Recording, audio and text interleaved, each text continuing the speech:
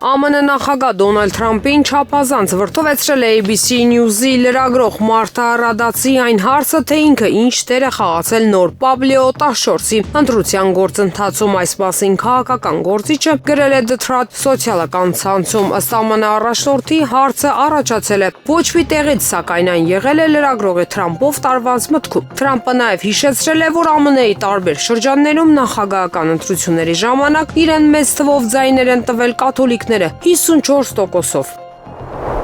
Ռուսաստանի զինված ուժերը ոչնչացրել են HIMARS բազմակի արձակման հրթիռային համակարգ, որը նախորդին հարվածել էր Կուրսկի շրջանի Ռիլսկին։ Այս մասին հայտնում է Northern Wind Telegram ալիքը։ Ալիքի տվյալներով Ուկրաինայի զինված ուժերը հարձակվել են հյուրանոցի եւ ավտոլվացման կետի վրա, 3 մարդ վիրավորվել են։ Հայտնի է նաեւ, որ ռուսական հետախուզության աշխատակիցները բազմակի արձակման հրթիռային համակարգ են հայտաբերել Նագորնովկա գյուղի շրջակայքում, Սումի շրջանի Բելոպոլսկի շրջան։ Հետախուզական անօդաչու թռչող սարքը հրթիռ է արձակել Ռիլսկում։ Սրանից անմիջապես հետո ոչնչացվել է ուկրաինական հրետանային հրթիռային համակարգը։ Աբխազիան խաղաղ հարաբերությունների կողմնակից է բոլոր հարևան պետությունների, այդ թվում Վրաստանի հետ, բայց միայն անկախ պետության կարգավիճակով։ Այս մասին հայտարարել է հանրապետության նախագահ Բադրա Գյումբան։ Նրա խոսքով Աբխազիայի առաջնահերթությունը բոլոր հարևանների հետ խաղաղ ապրելն է։ Գյումբան նաև հայտարարել է, որ Վրաստանի ղեկավարությունը պետք է գիտակցի, որ Աբխազիան անկախ պետություն է։ Նախագահն ասել է, որ այս ուղուն սկիզբ է դրվել Վլադիսլավ Արձինբայի գլխավորությամբ ազգային ազատագրական շարժման տարիներին եւ մնում է անփոփոխ, եւ Աբխազիան չի ցանկանում պատերազմ կամ հակամարտություն, այլ ձգտում է տարածաշրջանում երկխոսության եւ կայունության։ Քաշմիրի վեճը երկկողմանի խնդիր է Հնդկաստանի եւ Պակիստանի միջև եւ Նյու Դելին մերժում է ցանկացած արտաքին միջնորդություն այդ հարցում։ Այս մասին Bloomberg-ին տրված հարցազրույցում ասել է Սինգապուրում Հնդկաստանի գերագույն հանձնակատար Շիլպակ Ամբուլեն։ Մեզ համար Քաշմիրը երկկողմանի խնդիր է, ոչ թե միջազգային։ Մեզ համար միջնորդություն բառը Քաշմիրի հարցում չի գործում, ասել է նա։ Ամբուլեն նաև նշել է, որ հրադադարը ձեռք է բերվել հնդիկ եւ պակիստանցի զինվորականների միջև ուղիղ բանակցությունների միջոցով։ Գերմանիան եւս 30 միլիոն եվրոյի մարդասիրական օգնություն է տրամադրում պաղեստինյան տարածքների խաղաղ բնակչությանը։ Այս մասին Ռամալլահում Պաղեստինի վարչապետ Մուհամմեդ Մուստաֆայի հետ հանդիպումից հետո հայտարարել է Գերմանիայի արտաքին գործերի նախարար Յոհան Վադեֆուլը, փոխանցում է DPA գործակալությունը։ Միջոցները ի թիվս այլ բաների կօգտագործվեն պարենային օգնության, ջրամատակարարման, առողջապահության եւ ժամանակավոր կացարանների կառուցման համար։ Այսպիսով Գերմանիան կդառնա պաղեստինյան տարածքների ամենամեծ դոնորներից մեկը։ 2023 թվականի հոկտեմբերից տրամադրվող մարդասիրական օգնության ընդհանուր գումարը կկազմի 333 միլիոն եվրո։ Ուշադրության կենտրոնում է մնում սննդային օգնությունը, առաջնային առողջապահությունը եւ հոգեսոցիալական աջակցությունը։ ԱՄՆ նախագահ Դոնալդ Թրամփը մտադիր է երկուշաբթի օրը ստորագրել գործադիր հրաման, որը թույլ կտա նվազեցնել դեղերի գները Միացյալ Նահանգներում 30-ից 80%-ով։ Այս մասին նա հայտարարել է Truth Social սոցիալական ցանցում։ Ուրախ եմ հայտնել, որ վաղը Սպիտակ տանը ես կստորագրեմ մեր ազգի պատմության կարևորագույն գործադիր հրամաններից մեկը։ Դեղերի գները գրեթե անմիջապես կնվազեն 30-ից 80%-ով, գրել է նա կիրակի օրը։ Թրամփն ընդգծել է, որ երկար տարիներ անհանգստացած է եղել Միացյալ Նահանգներում դեղերի բարձր գներով։ ԱՄՆ նախագահ Դոնալդ Թրամփի վարչակազմի առաջնահերթությունը ուկրաինական հակամարտության կարգավորման հարցում անհապաղ զինադադարն է եւ ռազմական գործողությունների դադարեցումը։ Այս մասին կիրակի օրը Մեծ Բրիտանիայի արտգործնախարար Դեյվիդ Լամերի հետ հեռախոսազրույցի ժամանակ ասել է ԱՄՆ պետքարտուղար Մարկո Ռուբիոն։ Պետքարտուղարը կրկնել է Միացյալ Նահանգների դիրքորոշումը Ռուսաստանի եւ Ուկրաինայի միջև պատերազմի վերաբերյալ։ Մեր առաջնահերթությունը մնում է ռազմական գործողությունների դադարեցումը եւ անհապաղ զինադադարի ձեռքբերումը, ասվում է պետդեպարտամենտի հայտարարության մեջ։ Հայաստանի Հանրապետության գլխավոր դատախազ Աննա Վարդապետյանն ազգային ժողովում ներկայացրել է, թե ինչ գույքային պահանջ ունեն ՀՀ երկրորդ նախագահ Ռոբերտ Քոչարյանից ու նրա ընտանիքից։ Ռոբերտ եւ Բելլա Քոչարյաններից, Սեթրակ Քոչարյանից եւ Զարուհի Բադալյանից, Լևոն եւ Սիրանուշ Քոչարյաններից, Գայանե Քոչարյանից եւ Վիգեն Չատինյանից Հօգուտ Հայաստանի դատախազությունը ապուրինի ծագում ունեցող գույքի բռնագանձման հայցով պահանջում է բռնագանձել 22 անշարժ գույք, 2 գույքի գնման իրավունք, ավելի քան $3 միլիոն, 985 միլիոն դրամ արժեքով ձեռք բերված պարտատոմսեր, ավելի քան 1.4 միլիոն դոլարի չափով ավանդ, 15 իրավաբանական անձում մասնակցություն, ավելի քան 4 միլիոն դոլարի, 8.3 միլիարդ դրամի, 260 միլիոն ռուբլի ու շուրջ 590 հազար եվրոյի չափով փոխառությունների պահանջի իրավունք, 2 տրանսպորտային միջոց, ավելի քան 3.8 միլիարդ դրամին համարժեք գումարով գույքերի ձեռքբերման արժեքներ ու ավելի քան 20 միլիարդ, նշել է դատախազը։ Հասարակական քաղաքական գործիչ Էդգար Ղազարյանի կողմից իմպիչմենտի գործընթաց սկսելուն զուգահեռ վարչապետին անվստահություն հայտնելու նախաձեռնությամբ հանդես են եկել նաև ՔՊ-ից հեռացված պատգամավորներ Հովիկ Աղազարյանն ու Հակոբ Ասլանյանը։ Եվրոմեդիա 24-ի հետ զրույցում Աղազարյանը նշել է, որ հուսով է իրենց նախաձեռնությանը ստորագրություններով կոժանդակեն, սակայն չի բացառում նաև իրենց միանալը, եթե լինի կոնսենսուսային վարչապետի թեկնածու։ Եթե մենք վստահ լինենք, որ արդյունք ենք շարժման թեկնածուն, դա չի հանդիսանում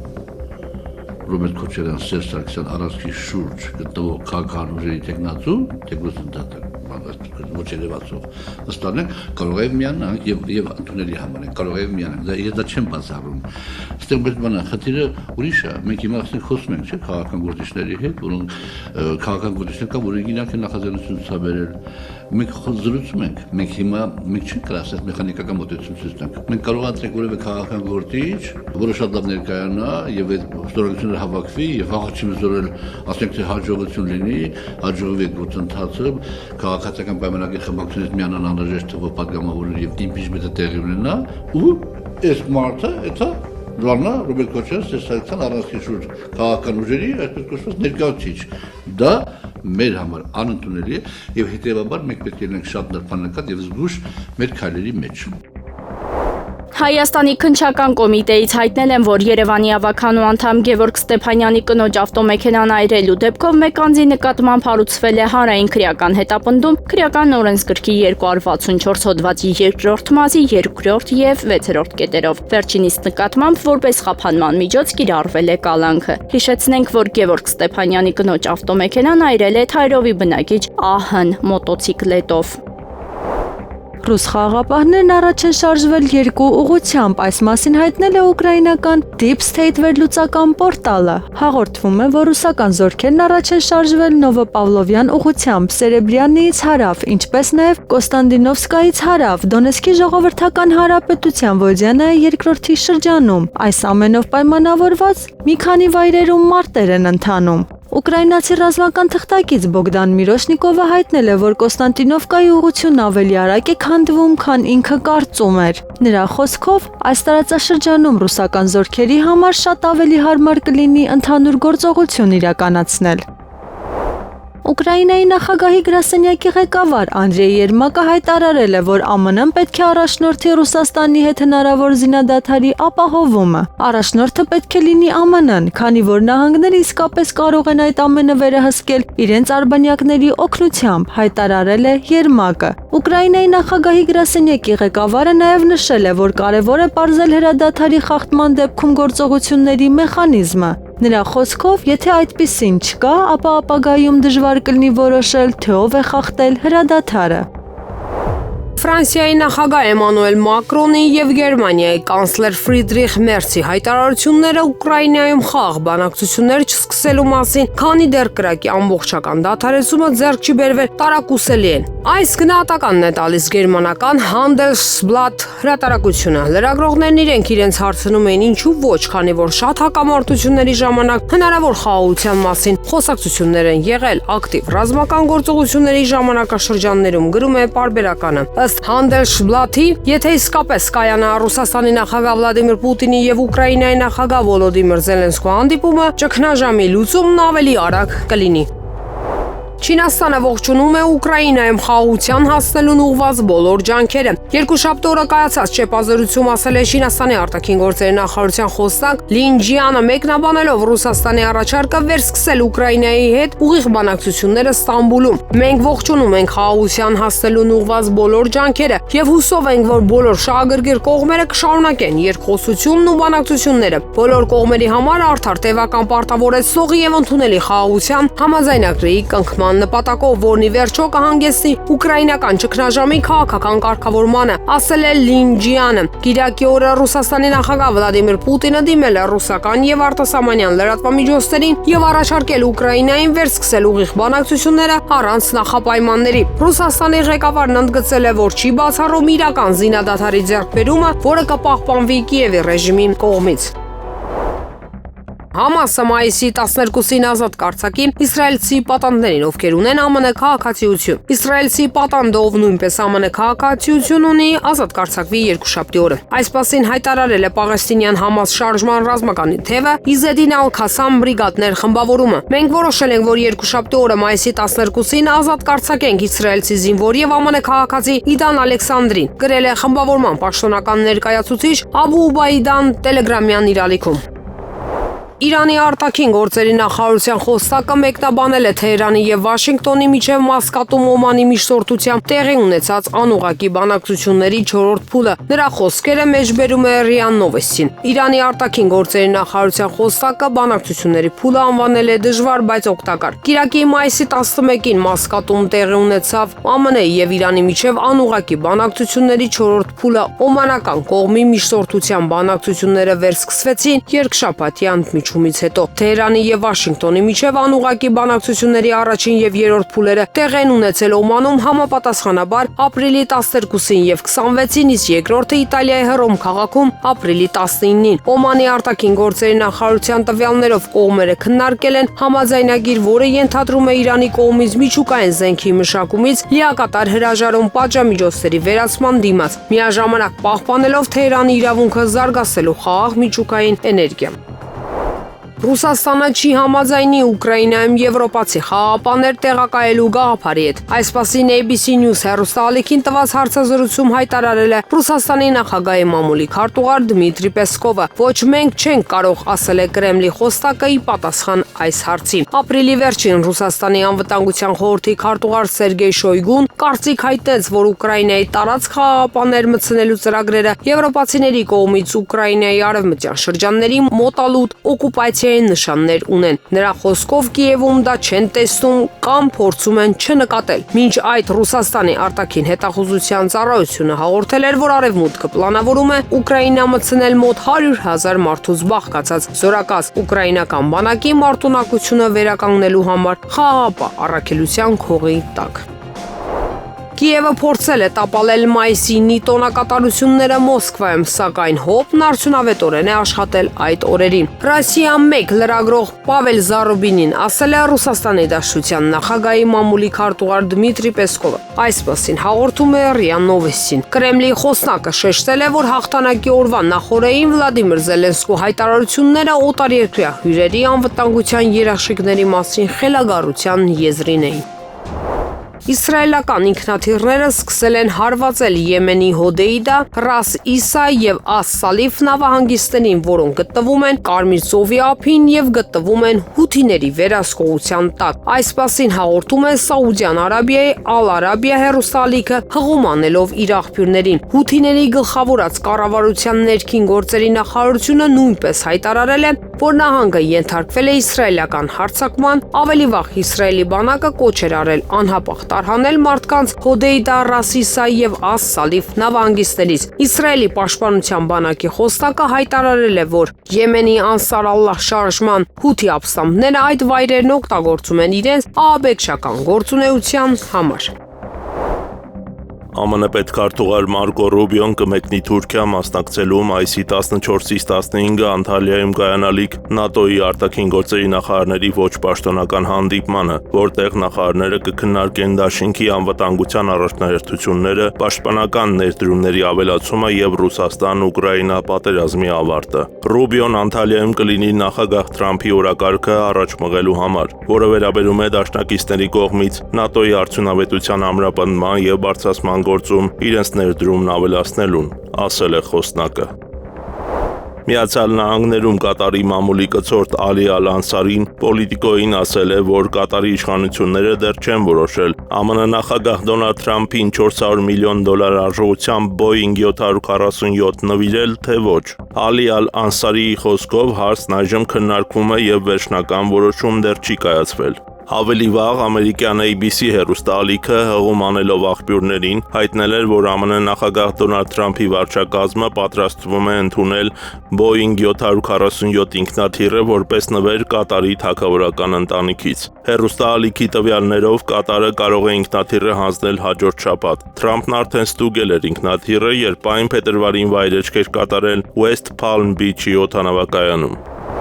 Պուշկինի անվան դպրոցում գործադուլն ու դասադուլը շարունակվում է նաև այսօր։ Բանն այն է, որ պաշտոնից ազատում են 10 տարի պաշտոնավարած տնօրենին, որպես աջակցություն տնօրենին ուսուցիչներն ազատման դիմումներ են գրում, իսկ աշակերտները դասադուլ են անում։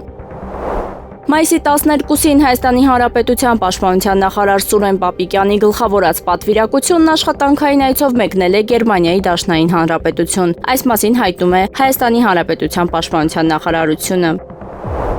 Փաշինյանը գնաց ցարի ոտը։ Այս մասին Եվրոմեդիա 24-ի հետ զրույցում ասել է քաղաքագետ Արա Պապյանը, խոսելով մայիսի 9-ին Մոսկվայում անցկացված զորահանդեսին վարչապետի մասնակցության մասին։ Նրա կարծիքով Նիկոլ Փաշինյանը Հայաստանի պատմության մեջ ամենառուսամետ ղեկավարն է։ Ռուսաստանը իր շահի տեսակետից ինքը պիտի պաշտպանի Ադրբեջանին եւ Թուրքիային։ Ինքը չի կարող երկուսի հետ լինի։ Այ ուրիշ բան, որ Ռուսաստանը մի քիչ ոնց որ ասա, Հայաստանը մի քիչ ավելի խեղճանա։ Այ բանը Նիկոլ Փաշինյանը գնում է, այդ հենց այդ խեղճացման քաղաքական, մեն որ ասում է գնաց շահի ոտը, այ եկը գնում է ցարի ոտը, սա է, բայց դա չի կարող որևէ բան փոխի հարաբերություններում, որովհետև նրա նկատմամբ սկզբից քարոզչական առումով այնքան վատ բաներ ասվել, որ այսօր Նիկոլ Փաշինյանը անցալվում է ռուս հասարակության կողմից որպես, չգիտեմ, հակառուսական գործիչ, բայց էության մեջ այդպես չի, ինքը որևէ հակառուսական քայլ չի արել։ Արդարադատության նախարար Սրփուհի Գալյանը մայիսի 8-ին հրաման է ստորագրել, որով դատապարտյալների հիվանդանոց քրեակատարողական հիմնարկի պետ է նշանակել Ռոբերտ Թամարյանին։ Թամարյանն արդարադատության նախարարի 2024 թվականի մայիսի 8-ի հրամանով նշանակվել էր նույն հիմնարկի պետի ժամանակավոր պաշտոնակատար։ 2023-2024 թվականներին դատապարտյալների հիվանդանոց քրեակատարողական հիմնարկի պետի տեղակալ։ Ըստ մամուլի տեղեկությունների Ռոբերտ Թամարյանը վարչապետի տիկին Աննա Հակոբյանի վարսահարդարի ամուսինն է։ ՀՀ վաստակավոր արտիստ Արսեն Գրիգորյանը Եվրոմեդիա 24-ին տված հարցազրույցում ասել է, այսօր մեր հիմնական ցավը միմյանց նկատմամբ ատելությունն է, ինչը նկատելի է հատկապես սոցիալական ցանցերի տիրույթում։ Հողը պահող է պետք, հողը սիրող է պետք, բեդությունը պահող է պետք, բեդությունը սիրող է պետք։ Այսինքն, եթե մեր մեջից այսօր մեր հիմնական ցավը ինչի մեջ է։ Մեր հիմնական ցավը իրար նկատմամբ այս ադելության մթնոլորտը, որ տարածված է իմիջիալոց հիմնականում վիրտուալ հարթակներում եւ երբեմն տարածվում է նաեւ իրականության մեջ, բայց եթե մենք վիրտուալ այդ դիրույթից դուրս գանք, մենք կյանքում օրինակ ես շատ այցելություններ եմ ունենում, շփումներ եմ ունենում մեր ժողովրդի հետ տարբեր մարզերում անընդհատ ես պիտի ասեմ, այն ինչ որ իրականության մեջ կա, չի համապատասխանում այդ վիրտուալ Facebook եւ այլն այդ հարթակների այդ մթնոլորտի հետ։ Կեղծ իրականությունը, հա Facebook։ Այո, ես կարող եմ ասել այդպես, ամբողջությամբ կեղծ չէ, որովհետեւ եթե ամբողջությամբ կեղծ լիներ, ինքը կխեղդվեր միանգամից։ Կան բաներ, որոնք որ իրականությանը համապատասխանում են, բայց կան բաներ նաև մարդիկ իրենք այդ շեշտադրումը դնում են այդ բացասական երևույթների վրա։ Երևանի քաղաքապետ Տիգրան Ավինյանը տեսանյութ է հրապարակել, որտեղ տեղեկացրել է, որ Շառլ Ազնավուրի 100-ամյակի առթիվ շուտով Ազնավուրի հրապարակում կտեղադրվի Դավիթ Մինասյանի «Լա Բոհեմ» քանդակը։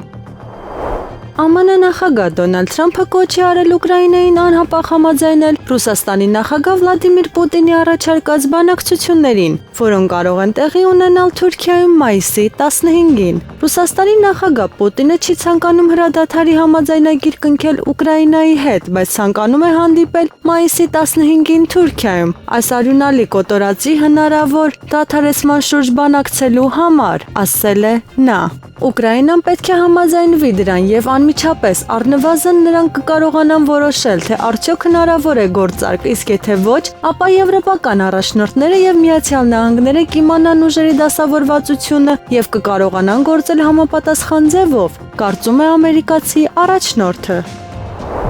Ուկրաինայի նախագահ Վոլոդիմիր Զելենսկին հայտարարել է, որ անձամբ կսպասի Ռուսաստանի նախագահ Վլադիմիր Պուտինին Թուրքիայում մայիսի 15-ին։ Մենք վաղը սպասում ենք հրադադարի, լիակատար եւ երկարաժամկետ, որը կապահովի դիվանագիտության համար անհրաժեշտ հիմքը։ Սպանությունները երկարաձգելու իմաստ չկա, եւ ես կսպասեմ Պուտինին 5-շաբթի օրը Թուրքիայում, անձամբ, ընդգծել է նա։ Նախագահը նաև հավելել է, որ հույս ունի այս անգամ ռուսները չեն փնտրի պատճառներ, թե ինչու չեն կարող։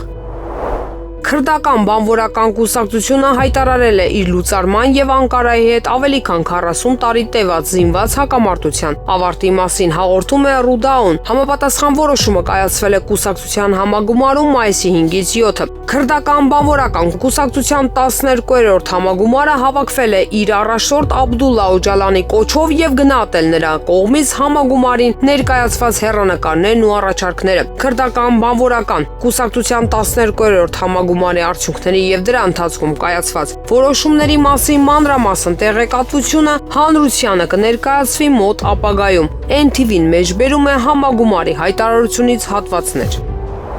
ԱՄՆ նախագահ Դոնալդ Թրամփը չի պլանավորում հանդիպել Ռուսաստանի նախագահ Վլադիմիր Պուտինի հետ Մերձավոր Արևելք կատարելիք իր այցի ընթացքում։ Այս մասին հայտարարել է Սպիտակ տան մամուլի քարտուղար Քերոլայն Լևիթը ճեպազրույցի ժամանակ, որը հեռարձակվել է Սպիտակ տան կայքում։ Նախագահը երեկ պատասխանեց այդ հարցին. հանդիպում չի լինի, ասել է Լևիթը։ Ռուսաստանի նախագահ Վլադիմիր Պուտինը Կրեմլի մեծ պալատի Եկատերինյան դահլիճում հանդիպում է ունեցել Սերբիայի նախագահ Ալեքսանդր Վուչիչի հետ։ Այս մասին հաղորդում է ՏԱՍՍ-ը։ Վուչիչը մայիսի 7-ին Մոսկվա է ժամանել հաղթանակի օրվա տոնակատարություններին մասնակցելու համար, չնայած Եվրամիության սպառնալիքներին։ Նրա ճանապարհորդությունը կանխելու համար Բալթյան երկրները թույլ չտվեցին նրա ինքնաթիռին անցնել իրենց օդային տարածքով։ Ինչպես նշվում է, Ալեքսանդր Վուչիչը հույս է հայտնել հանդիպում ունենալ Վլադիմիր Պուտինի հետ Բելգրադում։ Իր հերթին Ռուսաստանի Դաշնության ղեկավարը նշել է, որ Ռուսաստանը գնահատում է, որ Սերբիայի նախագահն անձամբ է մասնակցել հայրենական մեծ պատերազմում հաղթանակի տարեդարձի տոնակատարություններին։ Մոսկվայում հաղթանակի օրվա տարեդարձի շքերթը Ռուսաստանի նախագահ Վլադիմիր Պուտինի համար դարձավ ուժի միջազգային ցուցադրություն։ Այս մասին ասվում է իսրայելական Ynet պորտալի հրապարակման մեջ։ Հրապարակման հեղինակների կարծիքով շքերթը ապացուցեց, որ երկիրը մեկուսացված չէ։ Հոդվածում նշվում է, որ արարողությանը մասնակցել են մոտ 3 տասնյակ համաշխարհային առաջնորդներ, այդ թվում Չինաստանի նախագահ Սի Ցզինպինը, Բրազիլիայի նախագահ Լուիս Ինասիո Լուլա դա Սիլվան, Վենեսուելայի նախագահ Նիկոլաս Մադուրոն, Եգիպտոսի նախագահ Աբդել Ֆաթահ Էլ-Սիսին, Կուբայի նախագահ Միգել Դիաս Կանելին եւ Պաղեստինի նախագահ Մահմուդ Աբբասը։ Եվրոպական միությունը վրդովված է Սլովակիայի վարչապետ Ռոբերտ Ֆիցոյի Մոսկվա կատարած այցից հաղթանակի 80-ամյակի կապակցությամբ։ Այս մասին հայտարարել է Եվրոպական դիվանագիտության ղեկավար Կայա Կալասը, հաղորդում է Իզվեստիան։ Նա նշել է, որ սլովակ քաղաքական գործիչը կանգնած է պատմության սխալ կողմում։ Մենք նշում ենք Եվրոպայի օրը Եվրոպայում եւ կարծում եմ, որ շատ խորհրդանշական է, որ մենք այստեղ ենք։ Ինչպես կարող եք այսօր կանգնել Մոսկվայում, չեմ հասկանում, ասել է Կալասը Լվովում կայացած մամուլի ասուլիսի ժամանակ։ Սլովակիայի վարչապետ Ռոբերտ Ֆիցոն, որը մասնակցում է Մոսկվայում հաղթանակի 80-ամյակի տոնակատարություններին, Facebook-ում տեղադրված իր տեսաուղերձում խոսել է Եվրոպայում նոր երկաթե վարագույրի ստեղծման դեմ։ Նա կոչ է արել Ռուսաստանի հետ կառուցել նորմալ եւ բարեկամական հարաբերություններ։ Ես մերժում եմ այն գաղափարը, որ Եվրամիությունը, Եվրոպան պետք է ինչ-որ նոր երկաթե վարագույր բարձրացնի։ Հետևաբար խնդրում եմ իմ ներկայությունը Մոսկվայում ընկալել որպես Ռուսաստանի Դաշնության հետ նորմալ բարեկամական եւ տնտեսական համագործակցության զարգացման համար այս երկաթե վարագույրի վրայով ձեռք մեկնելու հստակ փորձ եւ միևնույն ժամանակ որպես ձեռք մեկնված այն սերունդներին, որոնք զոհվել են Սլովակիայի ազատագրման ժամանակ 1944-ից 1945 թվականներին եւ որոնց շնորհիվ մենք Սլովակիայում կարողացանք ապրել խաղաղ եւ ազատ, ինչպես հիմա ենք ապրում։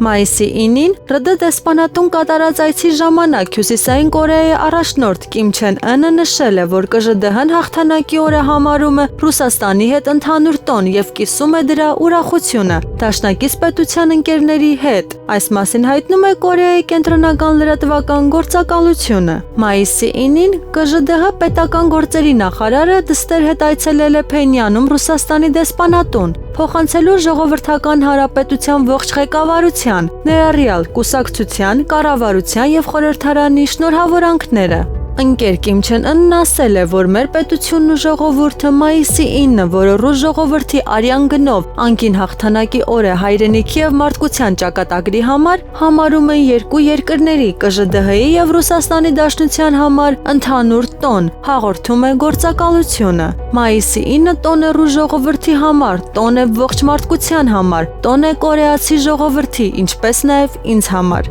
Գործակալությունը մեջբերում է նախագահի խոսքերը մեկ այլ հրապարակման մեջ։ Այսօր մայիսի 10-ին ՀՀ առաջին նախագահ Լևոն Տեր-Պետրոսյանը դուրս է գրվել Աստղիկ ԲԿ-ից։ Այս մասին հայտնում է Լևոն Տեր-Պետրոսյանի մամուլի խոսնակ Արման Մուսինյանը։ Հիշեցնենք, առաջին նախագահը օրեր առաջ վիրահատվել էր։ Կրեմլի խոսնակ Դմիտրի Պեսկովը ABC News-ին ասել է, որ Կիևը պատրաստ չէ անմիջապես սկսել բանակցություններ Ուկրաինայում հակամարտության կարգավորման համար։ Նրանք պատրաստ չեն անհապաղ բանակցությունների։ Ռուսաստանի նախագահ Վլադիմիր Պուտինը կողմ է եղել հրադադարին, բայց մի քանի հարց է տվել, բացատրել է Պեսկովը։ Պեսկովը շեշտել է, որ հրադադարի հասնելու համար կարևոր է, որ Արևմուտքը դադարեցնի զենք մատակարարել Ուկրաինային։ Նա հավելել է, որ այս մատակարարումների շարունակությունը կարող է Կիևին զգալի առավելություն տալ եւ աջակցել նրա մոբիլիզացիային։ Ամերիկյան Elliott Investment Management ներդրումային ընկերությունը բանակցություններ է վարում ենթակառուցվածքային ակտիվների պորտֆելում բաժնեմասի գնման շուրջ, որը ներառում է Բուլղարիայում գտնվող թուրքական հոսգազատարի երթուղում մի հատված։ Այս մասին հաղորդում է Wall Street Journal-ը։ Լրագրողները նշել են, որ ընկերությունը վերջերս գաղտնիության մասին համաձայնագիր է կնքել Բուլղարիան գազի օպերատոր Bulgartransgaz-ի հետ։ Նյութի համաձայն Elliott Investment Management-ի ներկայացուցիչները ապրիլի վերջին հանդիպում են ունեցել նաև Բուլղարիայի կառավարության հետ։ Պարբերականը գրում է, որ բանակցությունները գտնվում են վաղ փուլում։ Ակնկալվում է, որ գործարքը ընկերությանը հասանելիություն կտա ենթակառուցվածքային կառույցներին, տվյալների կենտրոնների ցանցին, տվյալների փոխանցման մալուխներին եւ այլ ակտիվներին, սակայն ներդրման չափը չի նշվում։ Պենտագոնը պայմանագիր է կնքել Lockheed Martin-ի հետ HIMARS բազմակի հրթիռային համակարգի արտադրության համար։ Այս մասին հայտնել է ԱՄՆ Պաշտպանության նախարարության մամուլի ծառայությունը։ Տեխաս նահանգի Grand Prairie քաղաքում գտնվող Lockheed Martin Corporation-ը ստացել է $742.1 միլիոն ֆիքսված գնով պայմանագիր։ Բարձր շարժունակության HIMARS հրետանային հրթիռային համակարգի համար ասվում է հայտարարության մեջ։ Մամուլի ծառայությունը պարզաբանել է, որ աշխատանքի վայրը եւ ֆինանսավորման պայմանները կորոշվեն յուրաքանչյուր առանձին պատվերի համար։ MLRS-ը, ինչպես սպասվում է, պատրաստ կլինի մինչև 2027 թվականի մայիսի 31-ը։